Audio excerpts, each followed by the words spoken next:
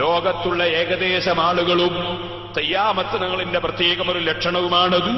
പണമങ്ങ് കാണുമ്പോ നീതി മറന്നുപോകുന്നു, ആഖിറം മറന്നുപോകുന്നു.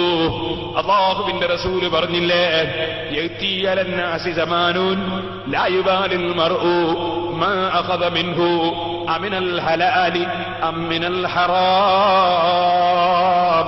ഒരു കാലം വരാനുണ്ട്, ആ കാലഘട്ടത്തിൽ എനിക്ക് കിട്ടുന്നത് ഹറാമ് മുഖേനയാണോ ഹലാല് മുഖേനയാണോ എന്ന് ചിന്തിക്കാതെ പണം വാങ്ങുന്ന, പണം സമ്പാദിക്കുന്ന ഒരു കാലം വരാനുണ്ട് കേട്ടോ. ഒരു സ്ഥാപനത്തിന്റെയോ സംഘടനയുടെയോ പിരിവെടുക്കുന്ന വ്യക്തിയോ കൈവശപ്പെടുത്തുന്ന വ്യക്തിയോ ആയിട്ട് പിന്നെ കണക്ക് കൊടുക്കാത്തവരില്ലേ, കമ്മിറ്റി തന്നെ കണക്ക് അവതരിപ്പിക്കാത്തവരില്ലേ, കൊടുക്കാത്തവരില്ലേ, എന്റെ കൈ കിട്ടിയതാരാ ചോദിക്കാൻ എന്ന് പറയുന്നവരില്ലേ.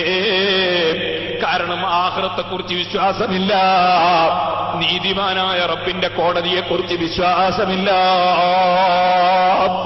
ശരിയായ വിശ്വാസമുണ്ടെങ്കിൽ എങ്ങനെ ഒരു കണക്ക് കാണിക്കാതിരിക്കാൻ കഴിയും? എങ്ങനെ പണം സമ്പാദിക്കാൻ കഴിയും?